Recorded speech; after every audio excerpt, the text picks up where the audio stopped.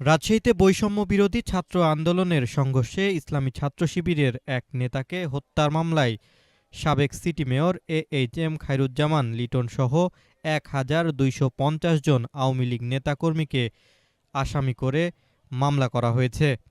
সোমবার রাত সোয়া ১১টার দিকে নিহত রায়হান আলীর ভাই রানা ইসলাম বোয়ালিয়া মডেল থানায় মামলাটি করেন। আসামি শনাক্ত করা, যেমন মনে করেন যেন সাধারণ মানুষ যাতে এই বিচারের আওতায় না আসে, যারা দোষী তারা যাতে বিচার হয় তাদের, এই জন্যই একটু দেরি হয়েছে শনাক্ত করার জন্যে। এই জন্যে আমাদের ৮ তারিখ থেকে ১৯ তারিখ পর্যন্ত সময় লাগছে। আচ্ছা, আর ওই যে এখন আপনি আসলে দাবিটা কি করছেন? আপনি মামলা তো করেছেন, আসামিদের ব্যাপারে কি দাবি?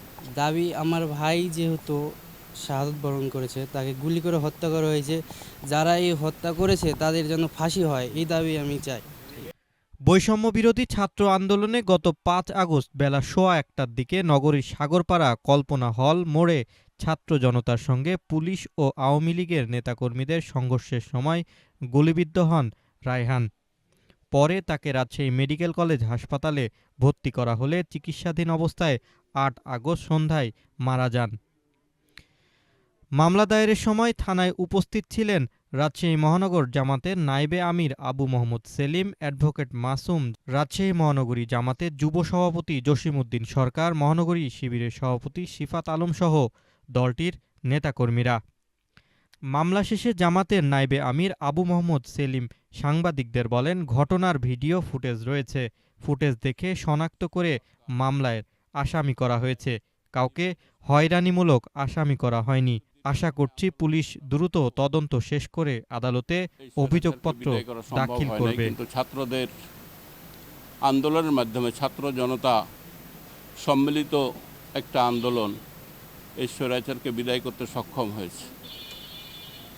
সেই বিদায় লগ্নে যখন এই খুনি হাসিনা পদত্যাগ করতে যাচ্ছেন, এই কথাটা প্রচার হওয়ার পরেও এই রাজশাহীতে এই ধরনের একটি ঘটনা অত্যন্ত দুঃখজনক।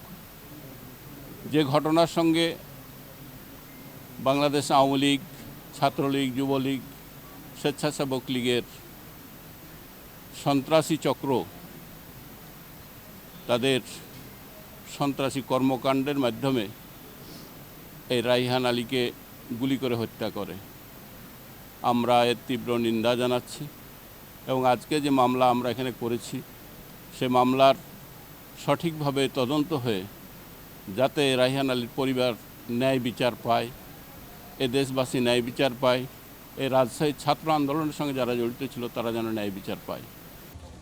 আশিকুর রহমান, প্রিয়জন টিভি, রাজশাহী।